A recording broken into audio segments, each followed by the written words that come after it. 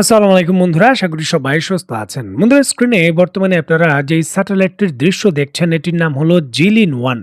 এটি চীনের প্রথম স্ব-উন্নীত বাণিজ্যিক দূরস্থ সেন্সরিং স্যাটেলাইট কনস্টেলেশন, যা চীনের চ্যাংগুয়াং স্যাটেলাইট টেকনোলজি কোম্পানি দ্বারা পরিচালিত এবং চীনের যে জিলেন প্রদেশ রয়েছে সেখানে এর কার্যালয় অবস্থিত। 2015 সালে চীন আনুষ্ঠানিকভাবে এই স্যাটেলাইট প্রেরণ শুরু করে। বর্তমানে এই ধরনের স্যাটেলাইট মহাকাশে চীনের 117টির বেশি সক্রিয় রয়েছে এবং 2027 সালের মধ্যে এই ধরনের স্যাটেলাইট চীন মহাশূন্যে অন্তত 300টি পাঠাবে। এবং দেখতে সাধারণ স্যাটেলাইট মনে হলেও এগুলো কোনো সাধারণ স্যাটেলাইট নয়, সামরিকভাবে খুবই শক্তিশালী অস্ত্র।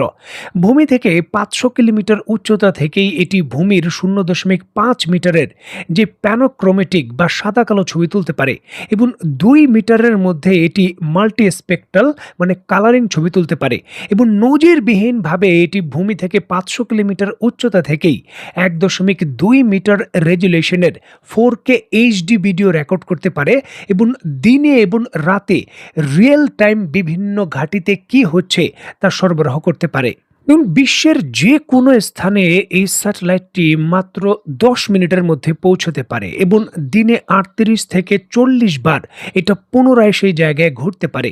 এটার যে রেঞ্জ রয়েছে সেটা 130 থেকে 150 কিলোমিটার, অর্থাৎ ভূমিতে এই রেঞ্জে এটা সকল ধরনের কিছু মনিটর করতে পারে। এবং যুক্তরাষ্ট্রের F-22 রাপ্টার বা B-2 বম্বার বিভিন্ন ধরনের রাডারকে ফাঁকি দিতে পারে, রাডারের তরঙ্গকে ফাঁকি দিতে পারে, তবে ক্যামেরাকে ফাঁকি দিতে পারবে না। আকাশে চীনের এই স্যাটেলাইটগুলো এই F-22 রাপ্টার বা B-2 বম্বার উড়ন্ত অবস্থায় সেটাকে সরাসরি ক্যাচ করতে পারে। এছাড়াও যে রেকোনাল লোকেশন স্ট্রাইক, যেমন চেইন তৈরির বিশেষ করে হাইপারসনিক মিসাইল চীনের যে ডংফাং সিরিজ রয়েছে সেটা হামলা করার জন্য সুনির্দিষ্ট যে গাইডেন্স রয়েছে সেটাও এটা প্রদান করতে পারে। বিশাল সাগর মহাসাগরে যুক্তরাষ্ট্রের বিমানবাহী রণতরীগুলো কোথায় রয়েছে, কি গতিতে কোথায় যাচ্ছে, কতগুলো যুদ্ধ বিমান উড্ডয়নরত অবস্থায় আছে, কতগুলো উড্ডয়ন করবে, লাইভ ভিডিও ফুটেজ এই স্যাটেলাইটগুলো ক্যাপচার করতে পারে। আর এই জন্যই এটি এখন আলোচনায়, কারণ এই ধরনের অন্তত 50 থেকে 60টি স্যাটেলাইট বর্তমানে দিনে রাতে 24 ঘন্টা ইরানের জন্য কাজ করছে। সরাসরি চীন এই সুবিধা দিয়েছে।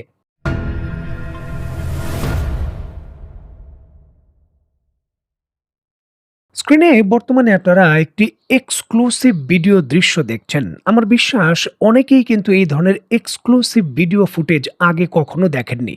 স্ক্রিনে এটি ভূমি থেকে 500 কিলোমিটার উচ্চতায় থাকা জিলজিয়াং-1 যে স্যাটেলাইট রয়েছে, লাইভ ভিডিও ফুটেজ প্রকাশ করছে যুক্তরাষ্ট্রের সামরিক ঘাঁটি, যেটি তুরস্কের ভেতর অবস্থিত একটি শক্তিশালী ন্যাটোর ঘাঁটি। সেখানে কি হচ্ছে, কি কি ধরনের অস্ত্র প্রবেশ করছে, কতগুলো ট্যাঙ্ক প্রবেশ করছে, সেগুলো কি কি ধরনের অস্ত্রে সুসজ্জিত হচ্ছে, যুদ্ধ বিমানগুলো কি করছে, সকল বিষয়ে একেবারে নিখুঁতভাবে মনিটরিং করছে এই স্যাটেলাইট। নিশ্চয়ই দেখতে পাচ্ছেন ইন্ডিভিজুয়ালি এক একটি টার্গেটকে এক একটি কোড নাম্বার দিয়ে এই স্যাটেলাইট শনাক্ত করে তার মুভমেন্ট সম্পর্কে তথ্য দিচ্ছে। দেখুন, চীনের টেকনোলজি কোথায় পৌঁছে গেছে সেটা এখন নিশ্চয়ই আপনারা চোখের সামনে দেখতে পাচ্ছেন।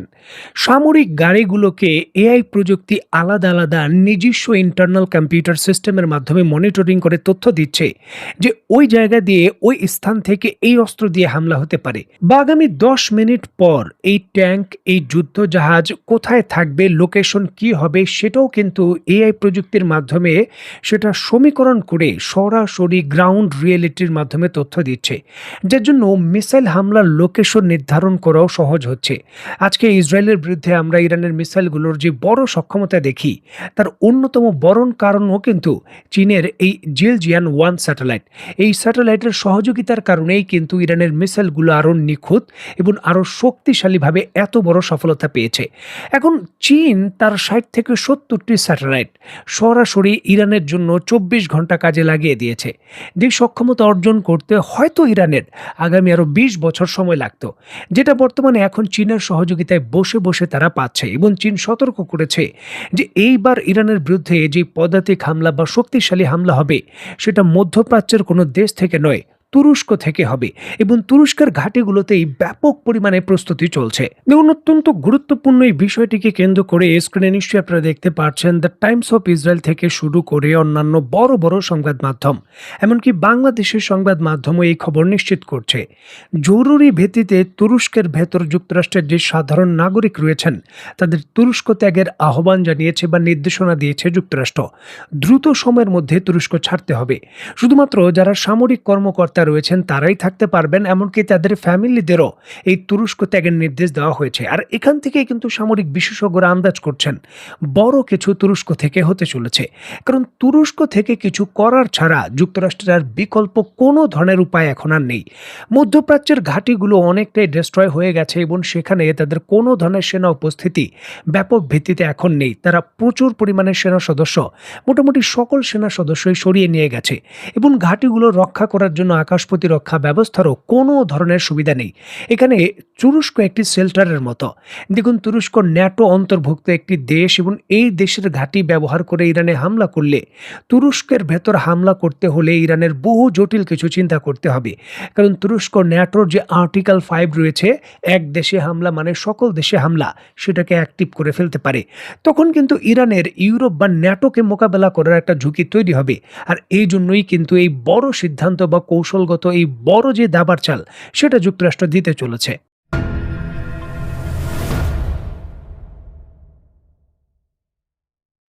দেখুন, ইরানে যখন হামলা হবে বা ইরানের যুদ্ধ শুরু হবে এর পূর্বেই কিন্তু এই বিষয়টা আপনাদের কাছে আমি ব্যাখ্যা করেছি যে ইরানে যে কোনো ধরনের পদাতিক হামলা করতে হলে তুরস্ক ছাড়া যুক্তরাষ্ট্রের বিকল্প আর কোনো পথ নেই।